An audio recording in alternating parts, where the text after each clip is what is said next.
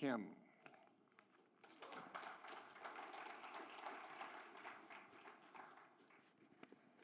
Yep. Green goes forward. The big one, yep. Okay, thanks. Yep. Testing. Hey everyone. Yeah, thanks Marty. So my name is Jung Won Kim. I'm the CEO, co-founder of Lantern Finance. We offer crypto-backed loans, fully US-based custodial platform.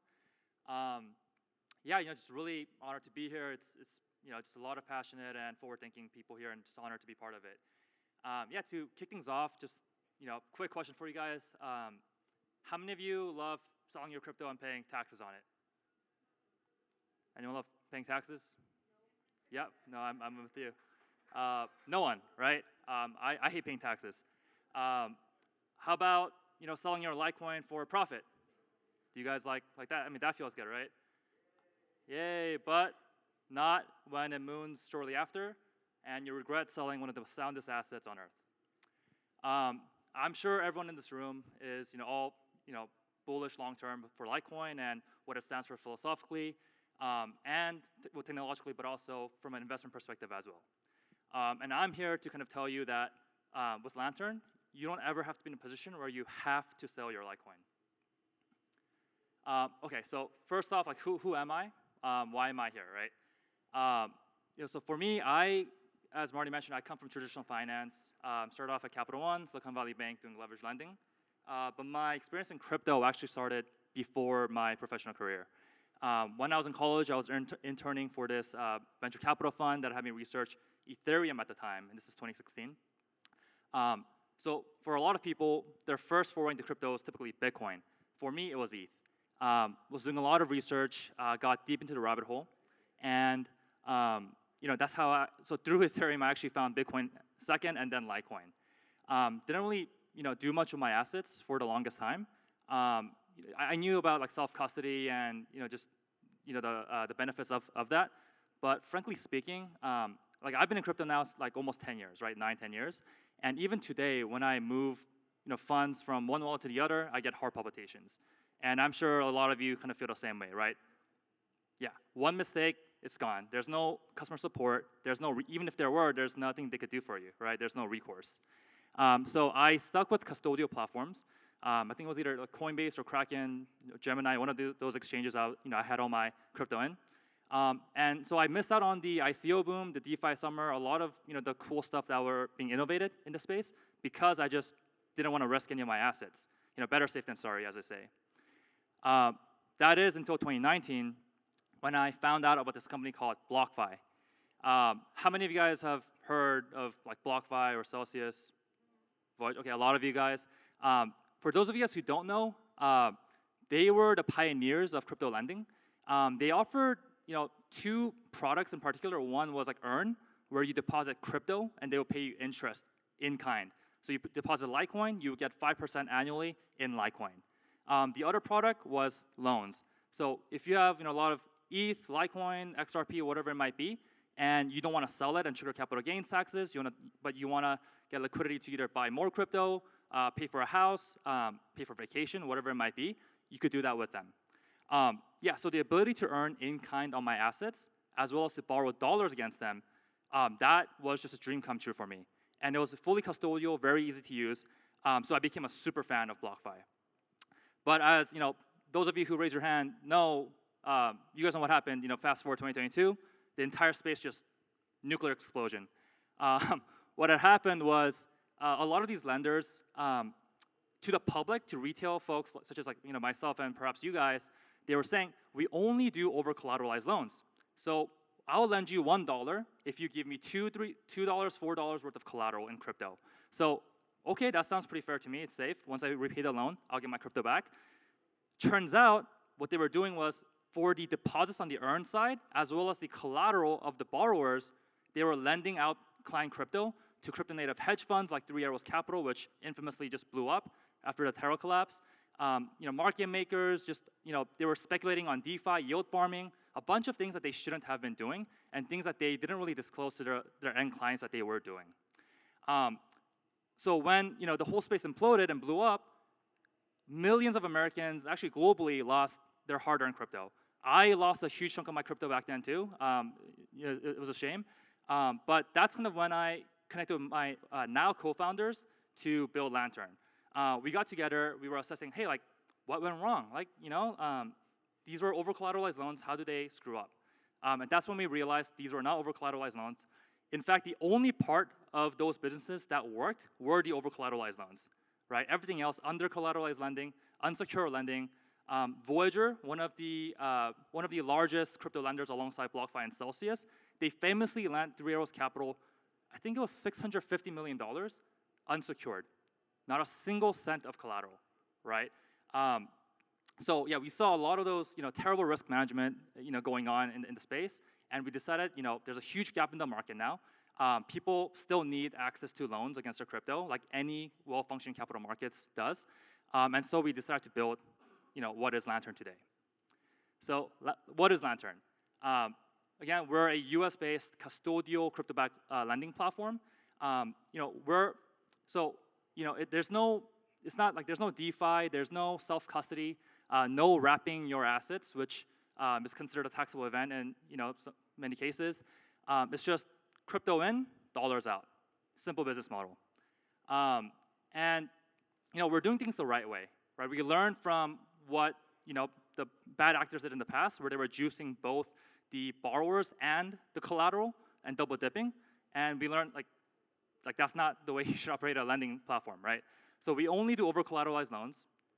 There's no rehypothecation, which means like no lending out borrower collateral, which is what caused the Great Recession and the subprime crisis, and also in 2022 the great crypto implosion. Also, all of our crypto collateral for our borrowers is stored in insured cold custody with a qualified custodian called BitGo. All funds are insured up to $250 million, and we think that's the safest way we can operate such a platform today. All right, so how do we get to Litecoin? Initially, when we first started, we had only supported Bitcoin, Ethereum, and Solana. As Carter, the speaker before me, was talking about, these are kind of the big three in the sense of mindshare. On social media, that's all you hear about. These VC-backed assets. Solana's obviously big, but also like Sui, Aptos, Move. Like there's a bunch out there that collect all the mindshare, but there's just a lot of hype and short-term kind of fads like attached to these, right? Frankly speaking, myself too, I knew about Litecoin long ago in 2016, 2017 when I first got into crypto and learned about the space. But for the longest time, I had frankly forgotten about Litecoin. Didn't realize until recently actually that there was a thriving community, that there are dedicated podcasts, shout out 84 Million, and dedicated conferences like this, Litecoin Summit for a while. The way we actually found out about it was through strong grassroots community effort within the Litecoin community. As part of our go-to-market strategies, one thing that we did a lot was cold outreach on social media.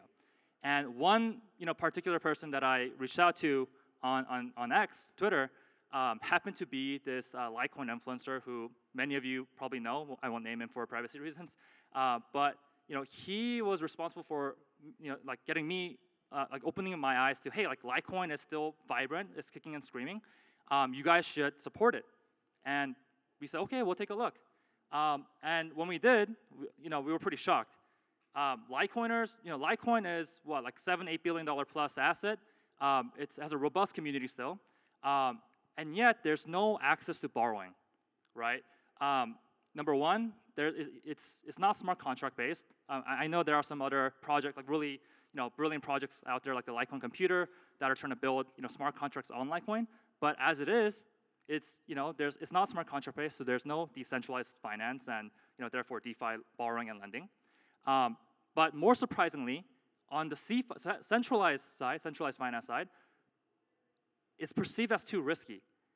So this, the Litecoin influencer that I spoke with, before I even reached out, he had apparently reached out to a few other competitors of ours, centralized lenders, kind of basically begging for liquidity against his Litecoin. All of them refused. And what they cited as the reason for refusing was that Litecoin is too risky. It's too volatile, it's too, it's a small community, et cetera, et cetera. But our team kind of dug in and did our research. It's actually not. as risky as others think. From a lender's perspective, all that really matters for whether we should support a collateral or not is frankly three things. Volatility, how volatile is it? How liquid is it? And how decentralized is it, right? Among the, these are kind of the 6 like top assets that we support today on Lantern. Litecoin is actually, the 3rd least volatile after only Bitcoin and Ethereum. Yep. And this is across 5 years. And the way I could talk about it more on how we calculated this after the talk, but effectively we measured the average daily volatility for the past 5 years, right? It's pretty remarkable. Second, Litecoin daily volume, trading volume on average is $2 billion. Again, for the past 5 years. It's relatively decentralized. Top 50 wallets holding just 28% of the supply. I think in the opening remarks, Charlie mentioned, there were no pre-mines, there were no, VCs getting early dibs on Litecoin, right? It's as fair as it could have been, for a new cryptocurrency. And so, that's kind of, so we, oops, going back real quick. All right, so okay. Yeah, so that's kind of how we, led to doing the first Litecoin loan for that Litecoin influencer. And he spread the word for us saying, hey, everyone, like, Lantern does Litecoin-backed loans, and, you guys should check them out. And we got just an influx of love from the community and engagement. And that's what led us to, like, formally supporting Litecoin on Lantern. It's thanks to that, the community member. Okay, so I spoke about why we, Lantern, was comfortable accepting Litecoin as collateral. But now you might be wondering, why do I, as a potential borrower, why would I want to borrow against Litecoin, right? Our clients typically borrow for a variety of reasons. These 3 are the top, kind of 3 reasons. Number 1, liquidity. What if there's a dip in the market? Like, I think today, like, Trump just announced another, I think, increase in steel tariffs that, I don't know how Litecoin's doing, but I think there's a little bit of a dip. So for people who want to take advantage of market dips, or maybe you're closing on a house and most of your wealth is tied up in Litecoin, but you don't want to sell it, right? So you want liquidity, you want to get a loan, but you don't want to sell your Litecoin because you're long-term bullish on it, right? And when you sell and there's profit, you pay capital gains taxes. And it sucks to prematurely pay capital gains taxes when you didn't even want to sell in the first place, right? So that's kind of the benefit of a crypto-backed loan. All right, so these statistics, it's not industry-wide, it's just Lantern stats, just approximately. So common loan use cases, around 60% of Lantern clients typically take out loans to buy, crypto stocks, diversifying, within like liquid markets. 30% finance large purchases such as homes, cars, and the remaining 10%. There's all sorts of use cases. Some people borrow for their businesses and pay for their working capital. Others pay for vacations or pay off higher interest credit cards or other loans. So these are just some of the ways people are taking advantage of our loans. So money is good, right? Money is good, loans are good, but there are some risks that you should take. Too much of anything is always bad. Number 1, over leveraging. That's the biggest mistake that we see in the lending markets. This kind of is more relevant for decentralized finance, where people can borrow up to like 70–80% loan to value. Loan to value, LTV, meaning your loan dollar amount divided by the dollar amount of your collateral, right? Typically, if the LTV is very high, your cushion, there's not that much cushion. If the price of your collateral goes down enough, the platform can simply liquidate it and forcibly sell your hard-earned crypto. You don't want that, and we don't want that either, right? So at Lantern, we actually limit Litecoin LTV to 40% today. Maybe in the future we'll increase it, but you get more flexibility from more like higher LTV levels, but it's a double-edged sword. It's also less cushion and more risky if you over-leverage. Second, we're not in the business of telling people how to use our loans. Once you get a loan, it's your business. But considering how you use the loan, it also matters, right? Because you pay interest on this, and you have to pay it back to redeem your collateral after you're done with the loan, right?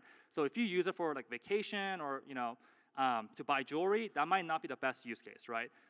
Smart way to use loans typically would be on things that yield yields basically, right? Earn returns on it. And as long as the loan proceeds generate a higher enough return, or the underlying collateral which you want to sell anyways appreciates by at least that much, like the annual interest rate, it might be considered smart money or smart debt. And yeah, so this is actually a referral link from like the Litecoin influencer who got us into Litecoin in the first place, as a thank you to him. Just if you scan this and create an account, you guys all get automatically 50 bips off your Litecoin backed loan. So if you're interested, check it out.